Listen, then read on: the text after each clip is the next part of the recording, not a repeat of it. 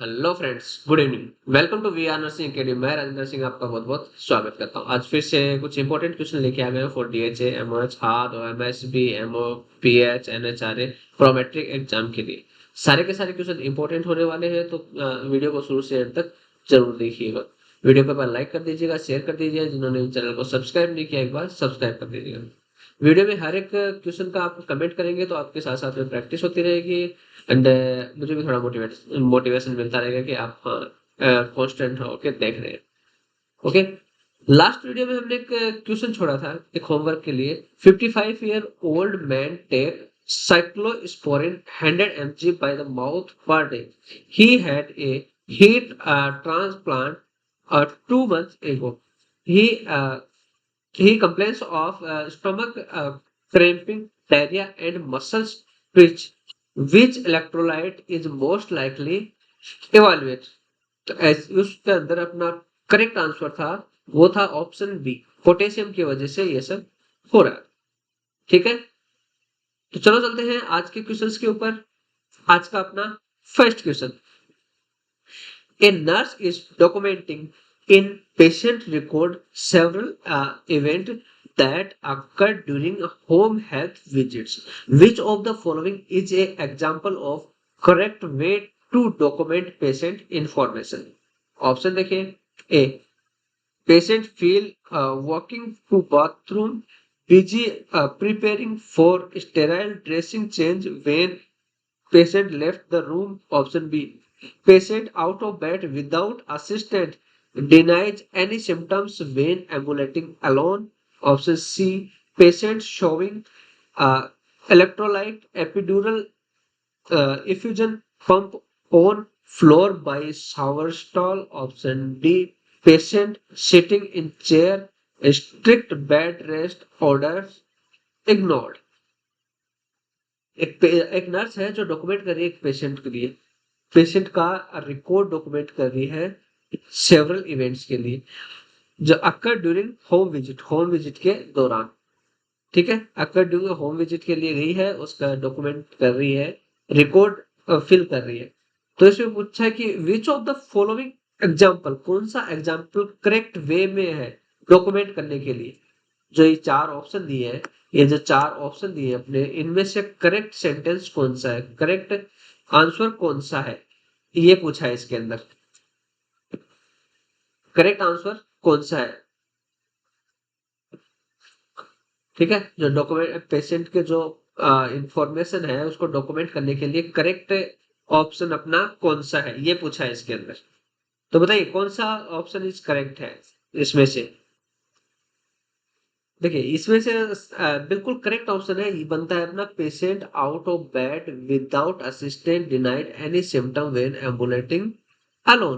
तो यहाँ पे अपना करेक्ट आंसर है, वो है option B. Okay. Next question, second number. A post-operative patient complains of abdominal pain and nausea. The patient has not any fluctuation of bowel movements since surgery and the abdomen is distended with no bowel sounds. Which of the cause most likely? Option देखें। A side effect of narcotic pain medication. Option B, side effect of being NPO. Option C, abdominal infection. Option D, paralytic ileus. एक post operative है, patient है, post operative है, complain कर रहा है abdominal pain की, nausea की। ठीक है, उसको एब्डोमिनल पेन एंड नोजिया हो रहा है पोस्ट ऑपरेटिव पेशेंट को। Patient has not any fluctuation in bowel movement since surgery. जब से उसकी सर्जरी हुई है उसका कोई भी बाउल मूवमेंट नहीं हुआ, कोई फ्लक्चुएशन वहां पे देखने को नहीं मिल रहा है। ठीक है, and abdomen is distended and no bowel sound. Abdomen है वो बढ़ रहा है, ठीक है, डिस्टेंडेड हो रहा है, प्लस कोई भी बाउल साउंड नहीं है। तो इसमें ये पूछा कि which is the cause of most likely, इसका क्या कोज हो सकता है, मोस्ट लाइकली इसका क्या, किस रीजन से ये आता है। ये सऊदी एमआरएच में पूछा गया अभी, इसके अलावा एनएचआरए में पूछा गया है और डीएचए में पूछा गया इसी महीने। तीन एग्जामों में पूछा गया है ये question.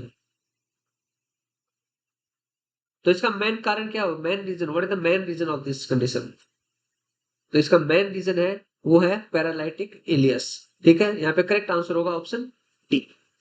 Okay, next question 3 number. A patient woman is instructed offer her breast to then a baby for the first time within 30 minutes after delivery. What is the benefit of offering the breast of newborn early? Option देखें। ए, allow the mom to practice breastfeeding in the presence of the health worker. Option B, make sure that the baby is able to get the uh, colostrum. Option C, stimulate milk production by the mammary acne. Option D, initiate the occurrence of milk let down. एक woman patient है जो अपने बच्चे को इनकी उसका offer breast feeding के लिए ऑफर कर रहे हैं अपने बच्चे को फर्स्ट टाइम। ठीक है, जब बच्चे की डिलीवरी हुई है 30 मिनट हुआ ओनली। ठीक है, इनकी अभी बेबी डिलीवर हो रहा है 30 मिनट बिफोर, तो बच्चे को ब्रेस्ट फीड के लिए ऑफर किया जा रहा है। तो इसमें पूछा है कि व्हाट इज द बेनिफिट, क्या बेनिफिट होगा offering the breast of the newborn early, यानी कि अर्ली उसको जो ब्रेस्ट फीडिंग दिया जा रहा है, ठीक है, न्यूबॉर्न को ब्रेस्ट फीडिंग दिया जा रहा है, उसका क्या बेनिफिट होगा, ये पूछा है। क्या बेनिफिट हो सकता है, यानी कि उसको बच्चे को जल्द से जल्द वो ब्रेस्ट फीडिंग करवाना। क्या सबसे ज्यादा ब्रेस्ट फीडिंग क्या सबसे ज्यादा बेनिफिट हो सकता है, बताइए। ये सऊदी एमओएच में आया है अभी, इसके अलावा हाथ की एग्जाम में आया है और ओएमएसबी की एग्जाम में आया है, इसी महीने आया। ठीक है, इसी जुलाई मंथ के अंदर ये 3 एग्जामों में रिपीट हुआ है। एंड इससे पहले ये एनएचआरए में आया, पिछले महीने एनएचआरए में भी आया था, सऊदी एमओएच में भी आया था, सऊदी एमओएच में भी आया था जून में। ओके, सऊदी एमओएच में पिछले महीने भी आया, इस महीने भी आया है ये। क्या बेनिफिट हो सकता है, उसका सबसे ज्यादा बेनिफिट है कि उसका जो मिल्क प्रोडक्शन है उसको स्टिमुलेट करना एंड जो मेमोरी ग्लैंड है उसको एक्टिवेट करना। ठीक है, तो यहाँ पे करेक्ट आंसर है वो होगा option C, stimulate milk production by the mammary acini. Mammary acini या बोले तो मिल्क ग्लैंड भी बोल सकते हैं, मेमोरी ग्लैंड भी बोल सकते हैं, मिल्क ग्लैंड बोल सकते हैं। ठीक है, ठीक है, इसको ग्लैंड भी बोल सकते हैं। क्लियर, तो यहाँ पे करेक्ट आंसर अपना C. Next option, next question 4 number. A patient present to the clinic with complaints of urinary incontinence. The nurse performs an assessment to identify reversible causes for the incontinence. Which of the following patient medication would the nurse most likely consider as a possible contribution factor or cause? Option देखें। A, anticholinergic. Option B, antidiuretic diabetic. Option C, antibiotics. Option D, antivirus. Patient है present अपने पास clinic के अंदर आया, complain of urinary incontinence. ठीक है, complain कर रहा है यूरिनरी इनकॉन्टिनेंस की। एंड जब असेसमेंट किया गया तो आइडेंटिफाई किया गया था reverse cause for the incontinence. तो इसमें पूछा which of the following is patient medication, कौन सी मेडिकेशन है पेशेंट को दी जाती है most likely consider as a possible contributing factor और कॉज। कौन सी मेडिकेशन है जिसकी वजह से ये प्रॉब्लम यूरिनरी इनकॉन्टिनेंस की प्रॉब्लम हो सकती है। ये अभी डीएचए के एग्जाम में आया है, हाथ के एग्जाम में भी आया है, और ये एमओएच कतर के एग्जाम में आया है, सॉरी कुवैत के एग्जाम में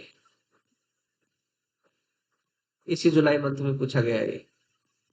इसी जुलाई मंथ में तीनों एग्जामों में ये पूछा गया है और बार बार पूछा जाता है, बहुत ज्यादा इंपॉर्टेंट है, ध्यान में रखना इसको। तो बताइए कौन सा आंसर है, कौन सी मेडिसिन की वजह से ये फैक्टर में देखने को मिलेंगे। तो ये मिलेंगे अपने को एंटी कोलिनर्जिक्स की वजह से। तो यहाँ पे करेक्ट आंसर होगा ऑप्शन ए।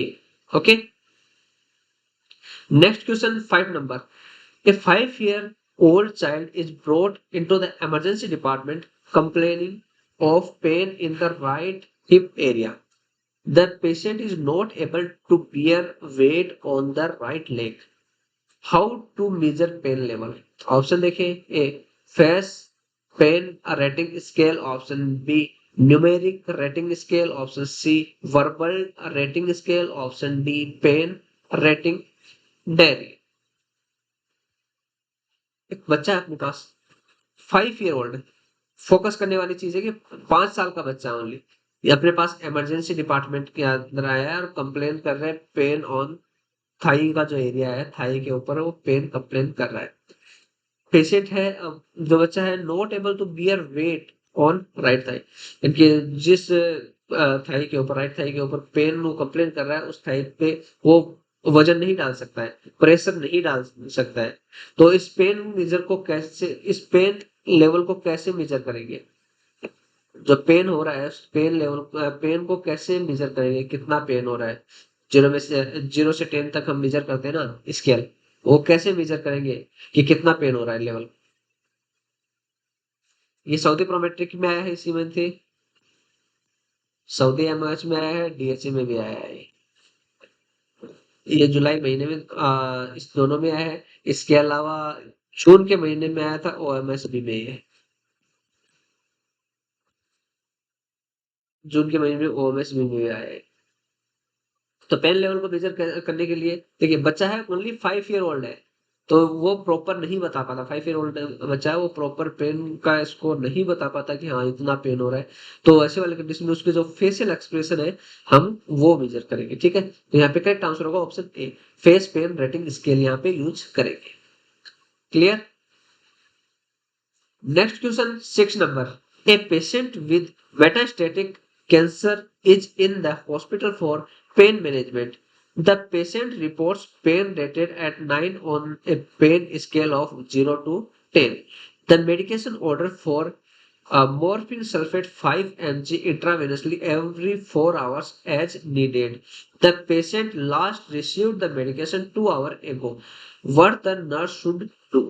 ऑप्शन देखिए, ए encourage the patient to do something distracting for the next 2 hours.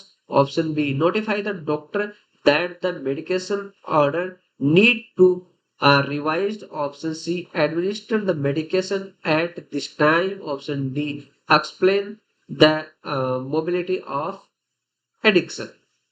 एक पेशेंट है जिसको मेटास्टेटिक कैंसर है, ठीक है, पेशेंट है जिसको मेटास्टेटिक कैंसर, हॉस्पिटल में आया किसके लिए? पेन मैनेजमेंट के लिए। पेन रेटिंग स्केल है उसका 9 किस में से? 0 to 10 में से 9 रेट, पेन लेवल रेट आ रहा है 9। ओके, जिसका 0 का मतलब नो पेन है, 10 का मतलब है सीवियर पेन। ऐसे वाले कंडीशन में 9 उसका पेन स्केल आ रहा है। डॉक्टर मेडिसिन है वो ऑर्डर की गई है, डॉक्टर ने क्या ऑर्डर किया है? Morphine sulphate 5 mg intravenously every 4 hour as needed, यानी 5 mg intravenously 4 hourly as per needed उसको ऑर्डर किया गया है। पेशेंट है उसको लास्ट डोज है वो 2 घंटे पहले दिया गया है, 2 hours ago। उसने 2 घंटे पहले मेडिसिन उसको रिसीव किया, तो ऐसे वाले कंडीशन में नर्स क्या करेगी? ऐसे वाले कंडीशन में नर्स क्या करेगी, ये पूछा है। ये सऊदी प्रोमेट्रिक में आया है, सऊदी और साथ में एनएचआरए में भी आया है, और हाथ के एग्जाम में आया है। हाँ सॉरी, इसके अंदर कतर के एग्जाम में भी आया है, कतर के एग्जाम में भी आया है, चारों एग्जामों में इसी महीने आया है। तो क्या करेंगे ऐसे वाले कंडीशन में नर्स? देखिए ऐसे वाले कंडीशन में यहाँ पे देखिए, मॉर्फिन ओनली सिंगल मेडिसिन लिखा हुआ है। सम क्वेश्चन आते हैं जिसमें 2 मेडिसिन है जो अल्टरनेटिव हम दे सकते हैं, तो लेकिन इसके अंदर ओनली मॉर्फिन सल्फेट ही लिखा है, इसके साथ में कोई मेडिसिन और नहीं लिखी है। ठीक है ना? तो ऐसे वाले कंडीशन में हम सबसे पहले डॉक्टर को कॉल करेंगे एंड वो मेडिसिन है उसके बारे में बताएंगे, और उसको मेडिसिन को रिव्यू करने के लिए बोलेंगे। तो यहाँ पे करेक्ट आंसर है वो होगा option B, notify the doctor that the medication order needed to revised. यदि इसके साथ में एक और मेडिसिन लिखा होता, कोई भी पेन किलर लिखा होता साथ में कि 4 आवर ये भी दे सकते हैं, तो हम 2 आवर में वो दे सकते थे यदि उसको 4 आवर से ज्यादा हो गया है तो। ठीक है, तो यहाँ पे करेक्ट आंसर है option D. Next question 7 number. A planning home care for an immunocompromised child, the nurse instructs the patient to use cream uh, to emulate to prevent or manage dry and cracked skin. A parent will best demonstrate understanding of the rationale for this by stating which of the following. Option देखिए। ए, creams will help prevent dehydration when my child does not drink enough. Option B, creams will prevent breaks in the skin and decrease the chance of infection. Option C, uh, pleasantly scratched cream will make other less pleasant smell. Option D, micronutrients is the cream will help prevent malnutrition. Planning home care for the एक patient है, एक बच्चा है जो immuno compromised है, यानी कि जिसकी इम्यून पावर कमजोर है। इम्यूनो कॉम्प्रोमाइज्ड का मतलब है डायरेक्टली कि इम्यून पावर जिसकी कमजोर है, इम्यूनिटी कमजोर है। The nurse instruct the patient to use cream, sorry ये क्रीम है, ओके, ये स्पेलिंग मिस्टेक है, क्रीम, ठीक है। उसको क्रीम यूज करने के लिए किसके लिए, manage the dry and correct skin, यदि ड्राई एंड करेक्ट स्किन हो गई है उसको प्रिवेंट करने के लिए क्रीम यूज करने के लिए बोल रही है। पेरेंट्स है वो best demonstrate and understanding the rational of the by the standing which of the following. कौन सा सेंटेंस है जो इंडिकेट करता है कि जो पेरेंट्स है, बच्चे के जो पेरेंट्स है वो अच्छे से समझ गए हैं कि कैसे कैसे क्रीम को यूज करना है, किस लिए यूज करना है। ये अभी अभी डीएचए के अंदर भी आया था, हाथ के एग्जाम में भी आया है, दोनों एग्जामों में अभी भी पूछा गया है। तो बताइए कैसे यूज कर सकते हैं। हाँ, हाँ बताइए कैसे, कौन सा सेंटेंस इंडिकेट करता है कि जो बच्चे के पेरेंट्स हैं वो अच्छे से समझ गए हैं। तो यहाँ पे अपना करेक्ट आंसर है वो होगा option B, cracks will prevent prick in the skin and decrease the chance of infection। इनकी जो स्किन है जो क्रैक हो रही है, स्किन जो क्रैक हो रही है उसके ऊपर क्रीम लगा देंगे तो वहां पे इन्फेक्शन होने के चांसेस कम हो जाएंगे। Okay, next question 8 number. A 50-year-old male present to the clinic 3 weeks after cardiac surgery with complaints of feeling of weakness, difficulty in breathing, and joint pains. Upon examination, the nurse finds a fever and fraction rub on auscultation of the chest, which most likely surgical complication the nurse could recognize. Option देखें। A, neuropsychological dysfunction. Option B, post pericardiotomy syndrome. Option C, phrenic nerve damage. Option D, cardiac tamponade. एक 50 year old patient है जो 3 weeks पहले उसका cardiac surgery हुआ था and अभी वो फील कर रहा है weakness, difficulty in breathing and joint pain. Examination में पाया गया कि उसको फीवर है एंड फ्रिक्शन रब ऑन अस्कल्टेशन ऑफ चेस्ट। तो इसमें पूछा कि कौन सा सर्जिकल कॉम्प्लिकेशन यहाँ पे होगा, कौन सा सर्जिकल कॉम्प्लिकेशन है जिसकी वजह से ये सिम्टम्स हमें देखने को मिलते हैं। तो यहाँ पे करेक्ट आंसर है option B, post pericardial syndrome. Next question 9 नंबर। A patient is scheduled for a bowel resection. The preoperative plan of care includes putting on anti-embolism stocking prior to transferring the patient to the operation room. What this stocking will do? Option देखिए। A, encourage sustained maximum inspiration. Option B, support intensive peristalsis. Option C, minimise joint stiffness. Option D, promote venous returns। एक patient है अपने पास जिसको schedule किया गया है, किसके लिए शेड्यूल किया गया है? बाउल रिसेक्शन के लिए। बाउल रिसेक्शन प्री ऑपरेटिवली उसको प्लान किया गया है। प्री ऑपरेटिव केयर प्लान के अंदर उसको क्या यूज किया गया? Putting on anti embolism stocking. ठीक है, जो एंटी एम्बोलिज्म स्टॉकिंग है वो पुट किया जा रहा है ट्रांसफर करने से पहले, प्रायर टू ट्रांसफर। तो इसमें ट्रांसफर टू ऑपरेशन रूम, ठीक है, ऑपरेशन रूम में ट्रांसफर करने से पहले क्या क्या करें? एंटी एम्बोलिज्म स्टॉकिंग यूज करें। तो इसमें पूछा है कि ये क्यों यूज कर रहे हैं? स्टॉकिंग विल डू, क्या करता है ये स्टॉकिंग? बताइए क्या करता है ये स्टॉकिंग? ये मेरे वीडियो में भी आ चुका है पहले। अभी सऊदी एमएच के एग्जाम में पूछा गया है, सऊदी एमएच के एग्जाम में पूछा गया है, डीएचए में पूछा गया है, एनएचआरए में पूछा गया है, एंड ओएमएस में पूछा गया है। इसी महीने इन चारों एग्जामों में पूछा गया है, जुलाई में। इसलिए मैं दोबारा लेके आया हूँ, ये पहले भी आ चुका है क्वेश्चन ऐसा। सेम सेम क्वेश्चन नहीं आया, इससे मिलता जुलता है। और हर एक एग्जाम में सेम क्वेश्चन नहीं पूछा जाता है, थोड़ा इनकी मेन बात है कि इसी क्वेश्चन को घुमा फिरा के दे देते हैं हर एक एग्जाम पे। ठीक है, तो क्यों स्टॉकिंग क्यों यूज की जाती है? आपने डीवीटी का नाम सुना होगा। अब डीवीटी तो बोलोगे, डीवीटी तो मशीन होती है।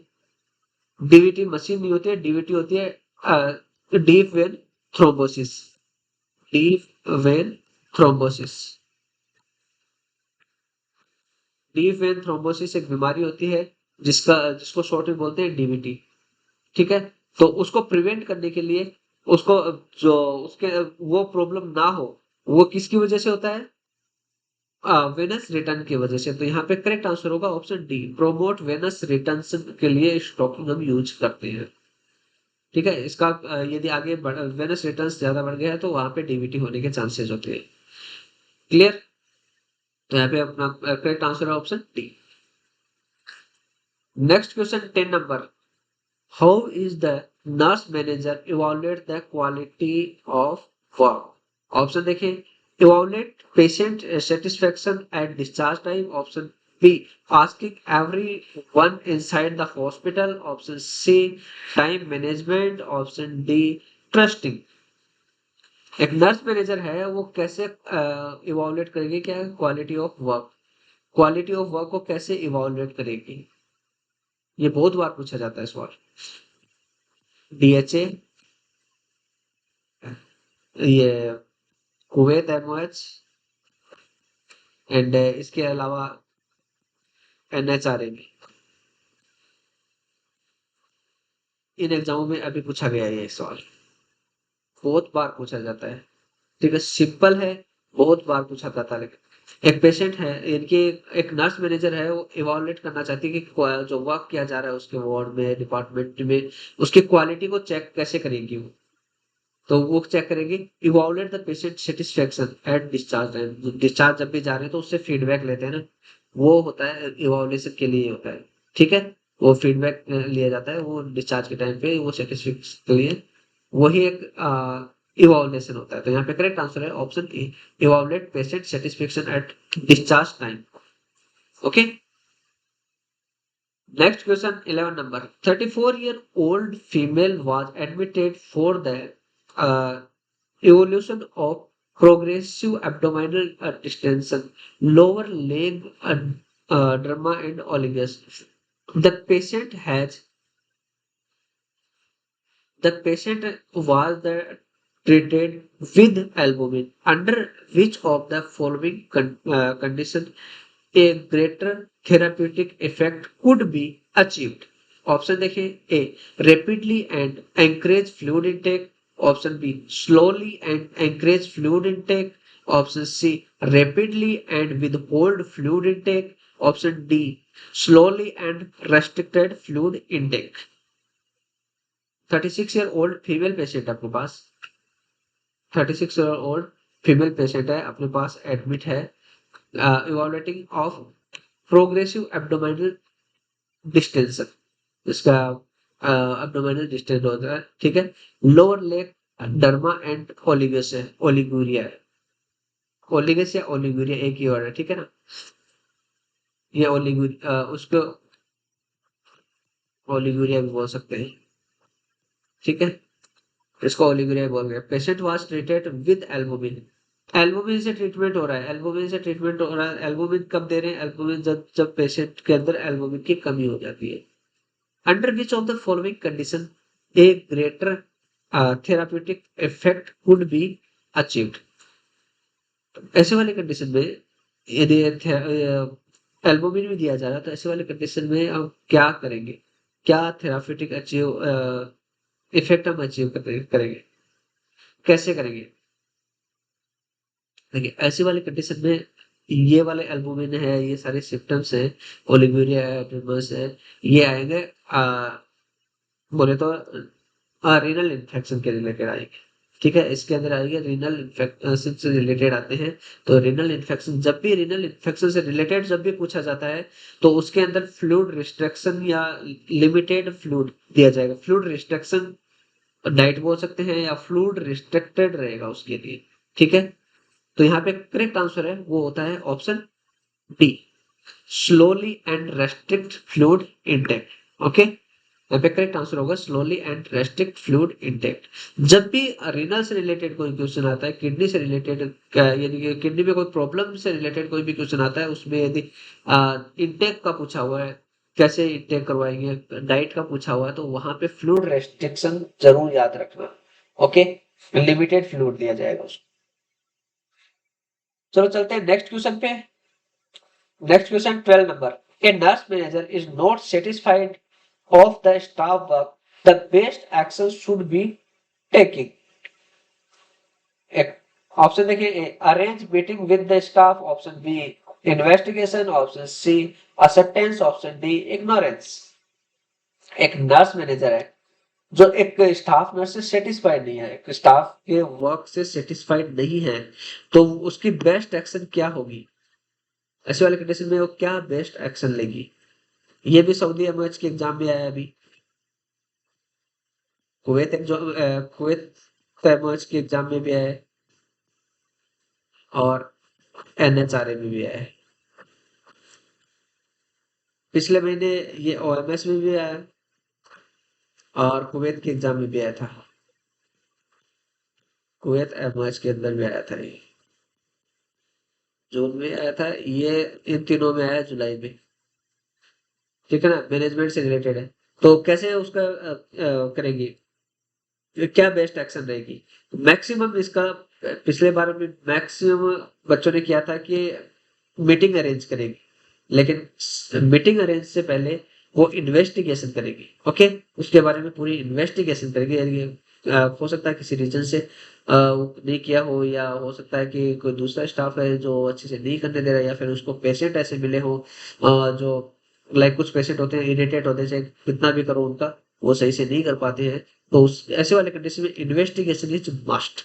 ओके, तो प्रायोरिटी देंगे हम इन्वेस्टिगेशन को, ना कि मीटिंग को।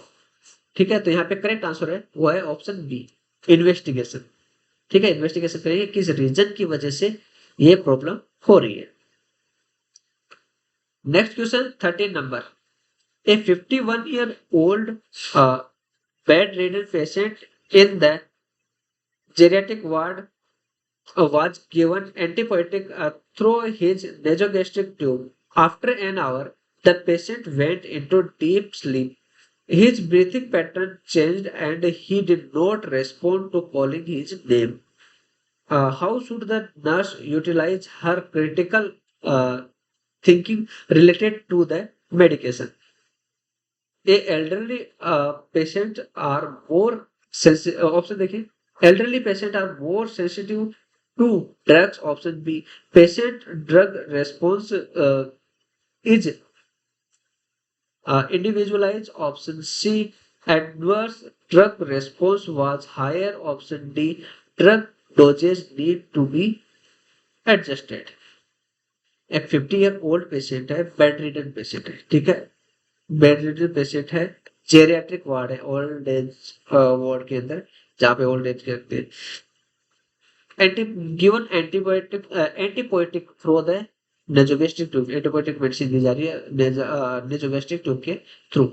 After the after an hour the patient went to deep sleep, यानी कि जैसे उसको एंटीबायोटिक मेडिसिन दी गई है, उसके बाद पेशेंट है वो डीप स्लीप में चला गया है एंड उसका ब्रीथिंग पैटर्न है वो भी चेंज हो गया है। Did not respond to calling, उसको उसके नाम से बुला रहे हैं, ठीक है, पेशेंट के नाम से बुला रहे हैं तो भी रेस्पॉन्स नहीं कर रहा है। How should the nurse utilize the critical thinking related to the medicine, इस मेडिसिन के बारे में नर्स है क्या सोचेगी, ये पूछा है। ये अभी अभी एमओएच के एग्जाम में आया है, हाथ के एग्जाम में भी पूछा गया है, ओएमएसबी के एग्जाम में पूछा गया है एंड इसके साथ साथ में कुवैत प्रोमेट्रिक के एग्जाम पूछा गया है, कुवैत एमओएच के एग्जाम पूछा गया इसी जुलाई मंथ में। इन 4 एग्जामों में ये इसी महीने में पूछा गया है। तो बताइए क्या थिंकिंग रहेगी, क्या utilize nurse utilize her critical thinking related to medicine से रिलेटेड क्या थिंकिंग रहेगी उसकी, ये पूछा इसमें। बताइए, मैंने स्टार्टिंग में बोला था कि सारे के सारे क्वेश्चन इंपॉर्टेंट हैं, ठीक है ना, और साथ साथ में कमेंट भी करते रहिए आप, इसीलिए मैं थोड़ा बहुत टाइम देता हूँ साथ में कि ताकि आप कमेंट कर सकें।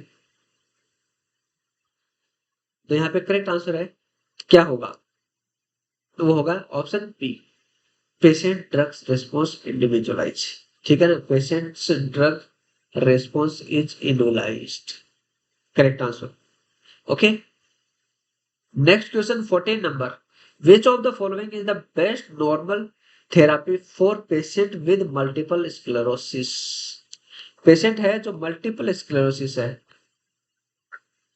पेशेंट है जिसको मल्टीपल स्क्लेरोसिस है तो बेस्ट नॉर्मल थेरेपी क्या होगी। मल्टीपल स्क्लेरोसिस का आपको पता हो तो मल्टीपल स्क्लेरोसिस होता है कि इसके अंदर जो अपनी बॉडी की जो नर्व सेल्स होती है वो ब्रेन सेल्स को डैमेज करते हैं, जो अपना सॉरी इम्यून सिस्टम है, जो बॉडी का इम्यून सिस्टम है, इम्यून सिस्टम डैमेज और attack, attack on brain cells, okay, ये होता है multiple sclerosis.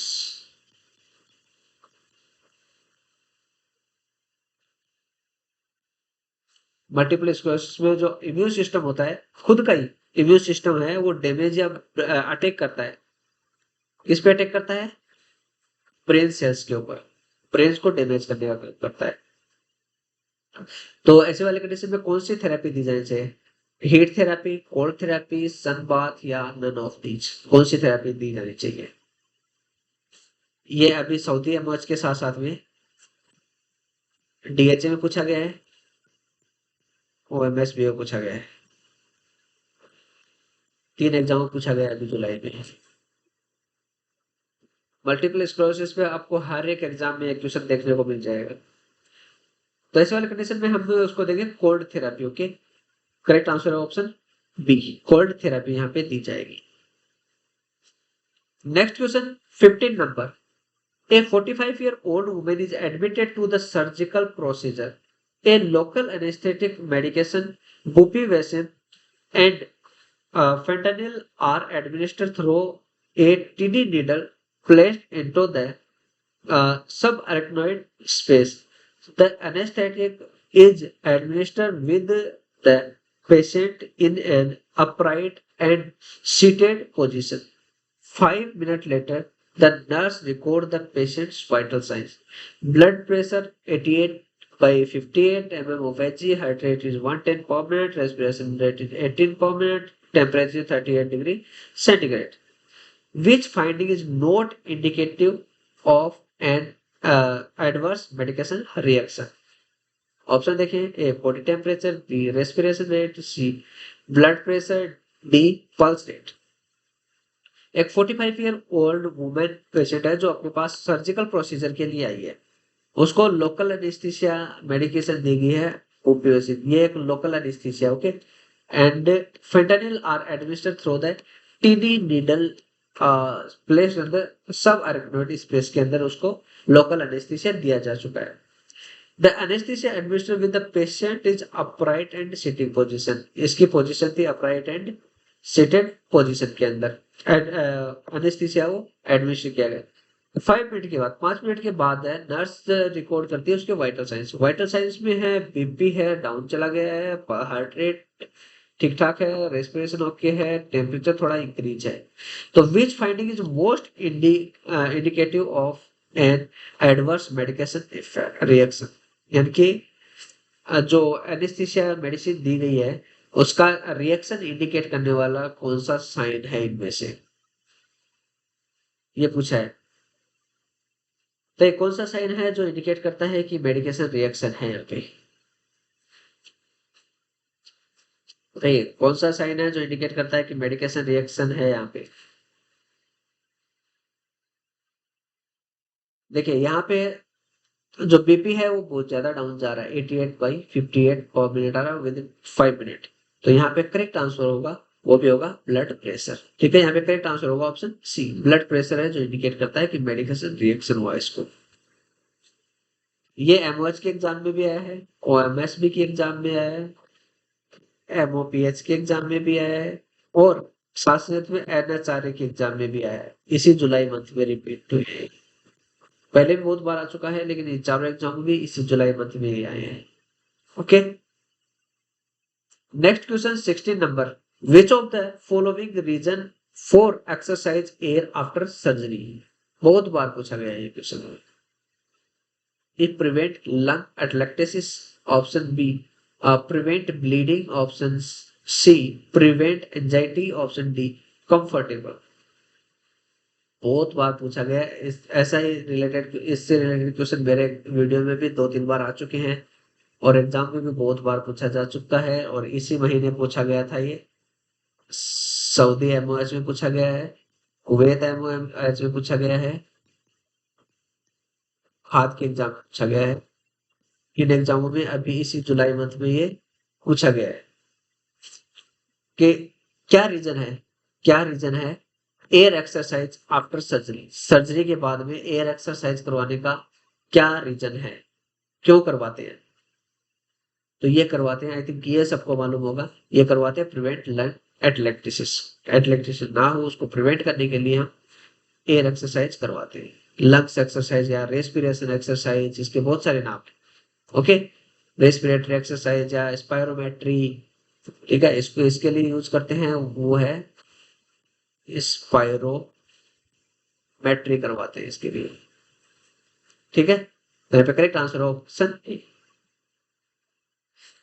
Next question 17 number, a patient present with an exacerbation ulcerative colitis, which of the following diagnosis take priority. Option देखिए, A activity intolerance related to generalized weakness secondary to diarrhea, option B deficit volume fluid volume related to active fluid loss secondary to diarrhea, option C anxiety related to frequent use of the rest room during social events, option D deficit knowledge on use of drugs during disease exacerbation।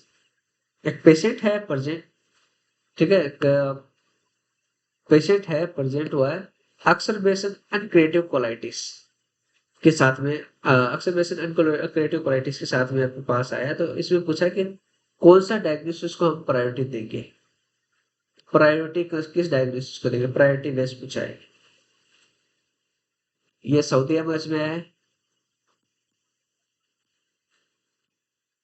DHA में भी है, OMS में भी है, एनएचआरए में है। In exam में पूछा गया ये जुलाई, इसी जुलाई मंथ में।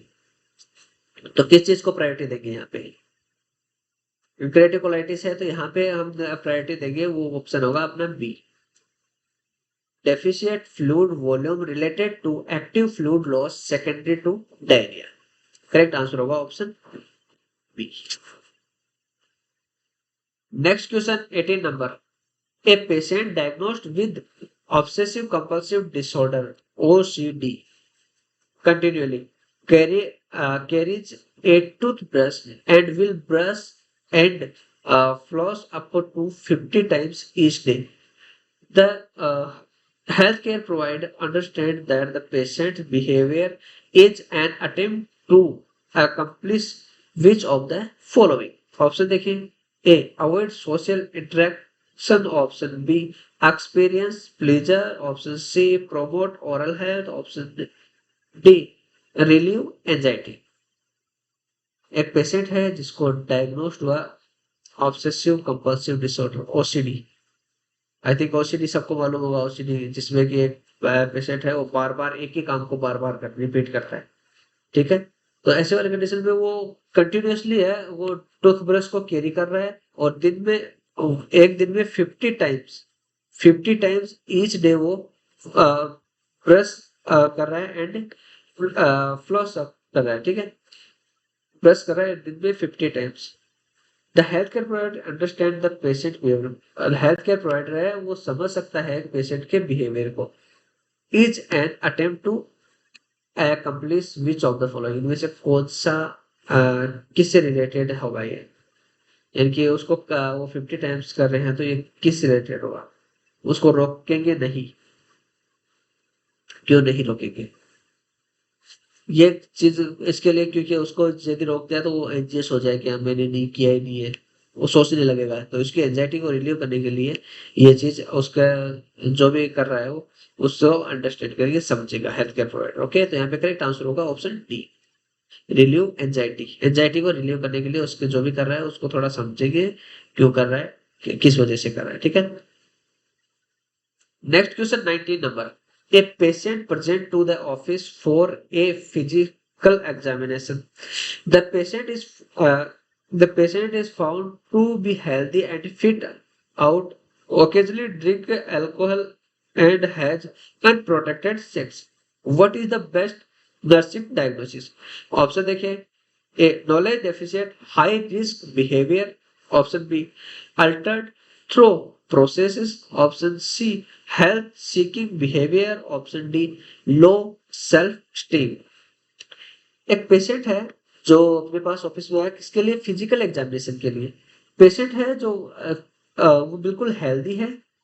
ठीक है, पेशेंट है बिल्कुल हेल्दी है और फिट है। वो ओकेजनली ड्रिंक करता है, कैजुअली वो ओकेजनली वो ड्रिंक, कोई भी ओकेजन होता है तब वो ड्रिंकिंग करता है।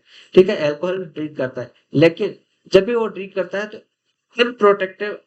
अनप्रोटेक्टेड सेक्स करता है। ठीक है, तो इसमें पूछा है कि बेस्ट नर्सिंग डायग्नोसिस क्या होगा, इस कंडीशन में बेस्ट नर्सिंग डायग्नोसिस क्या होगा। ये अभी अभी सऊदी एमओएस में पूछा गया था,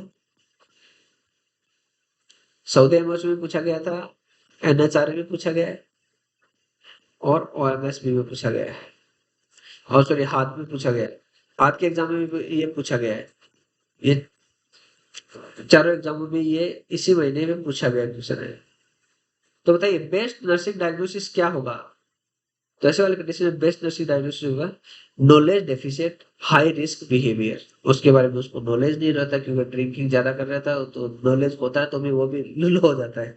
ठीक है, तो ऐसे वाले कंडीशन में उसको नॉलेज नहीं रहता है तो वो हाई रिस्क बिहेवियर वो करता है, क्योंकि ये हाई रिस्क बिहेवियर का इंडिकेशन है।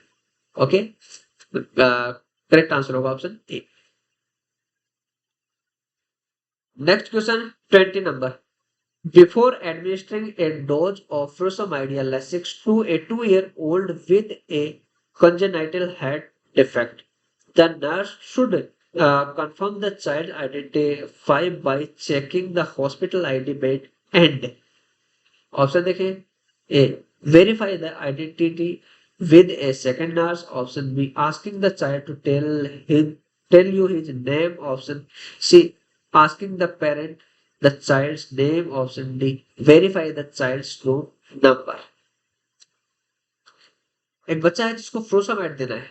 ठीक है, 2 ईयर ओल्ड बच्चा है जिसको फ्रोसामाइड इंजेक्शन देना है, जिसको क्या है कॉन्जेनाइटल हार्ट डिफेक्ट की वजह से वो अपने पास एडमिट है।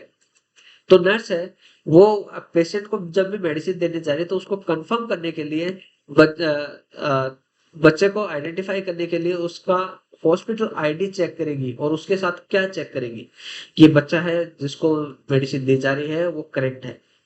ऐसी वाली कंडीशन में क्या कैसे कंफर्म करेगी, एक तो हो गया कि वो हॉस्पिटल आईडी देखेगी तो आईडी बैंड है, हो सकता है कि किसी रीजन से आईडी बैंड रिमूव कर दिया गया हो। आईडी बैंड समटाइम्स बच्चे इरिटेट हो जाते हैं, रिमूव भी कर देते हैं ना। हो सकता है कि आईडी बैंड रिमूव कर दे, तो दूसरा आइडेंटिफिकेशन कैसे करेंगे, आइडेंटिफाई क्या करेंगे। ये डीएचए में आया है, खाद के एग्जाम में आया है, और इसके साथ साथ में कुवैत एमओएच में पूछा गया है ये, इसी जुलाई महीने में। तो कैसे आइडेंटिफाई करेंगे, दूसरा क्या तरीका है उसको आइडेंटिफाई करने का। एक तो हॉस्पिटल आईडी बैंड हो गया, दूसरा क्या है।